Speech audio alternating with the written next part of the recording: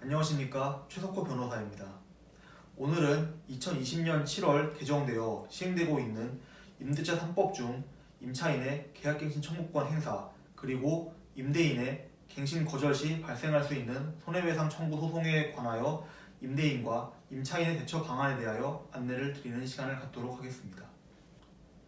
퇴거한 임차인은 임대인의 갱신 거절 사유인 실거주가 사실이 아닌 경우 임차인은 이를 입증함으로써 임대인을 상대로 손해배상을 청구할 수 있습니다. 먼저 임차인은 임대인을 상대로 하여 손해배상 청구 소송을 제기하게 될 것입니다.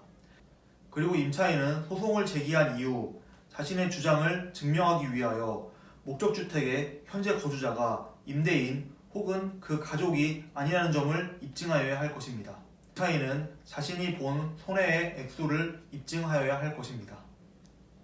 법에서는 임차인이 계약갱신 청구권을 행사할 경우 이를 거절할 수 있는, 즉 실거주를 할 수 있는 자의 범위로 임대인 본인 혹은 임대인의 직계존속, 직계비속만을 규정하고 있습니다.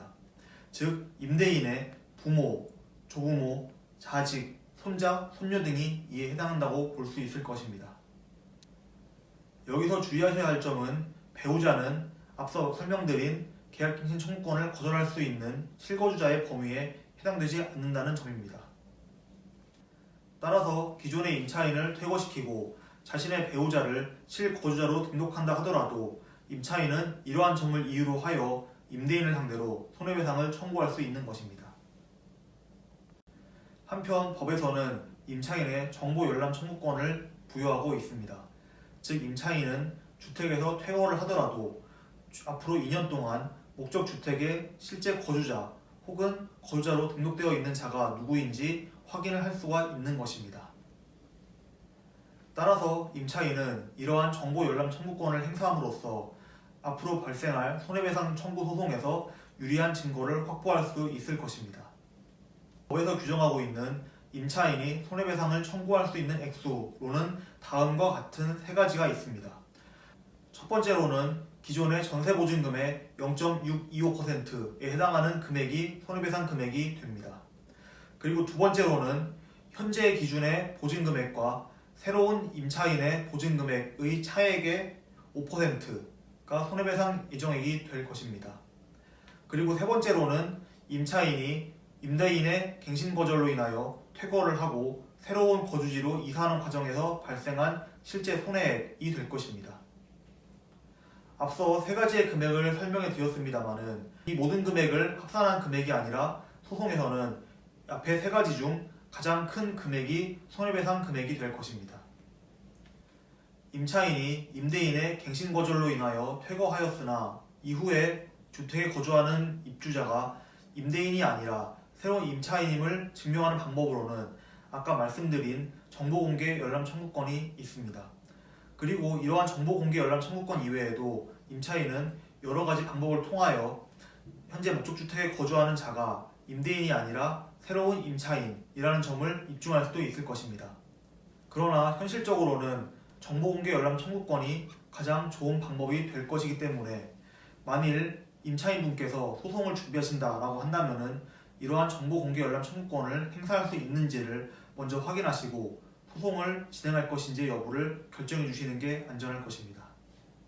한편 임대인은 앞서 설명드린 임차인의 손해배상 청구 소송을 당한 경우에는 다음과 같은 방법으로 대처를 할 수 있을 것입니다. 먼저 첫 번째로는 기존의 임차인에게 계약갱신 청구권이 없었다는 점을 입증하는 방법이 있을 것입니다. 그리고 두 번째로는 임차인이 자신의 손해액을 따로 입증했을 경우 그러한 손해액이 사실과 다르며 과다하게 청구되었다는 점을 주장할 수 있을 것입니다. 세 번째로는 법에서 임대인이 실거주를 하지는 않았으나 목적주택을 공실로 남겨둔 경우에는 손해배상 책임이 성립한다고 되어 있지 않기 때문에 임대인으로서는 자신이 실제로 거주를 하지 않았더라도 집이 공실이었다는 점을 입증하는 것도 좋은 방법이 될 것입니다. 법은 임대인이 목적주택을 새로운 자에게 매도하는 경우에도 손해배상 책임이 성립한다고 명시적으로 규정하고 있지 않기 때문에 목적주택을 새로운 매수자에게 판매했다는 점을 입증하는 것도 하나의 좋은 전략이 될 것으로 보여집니다.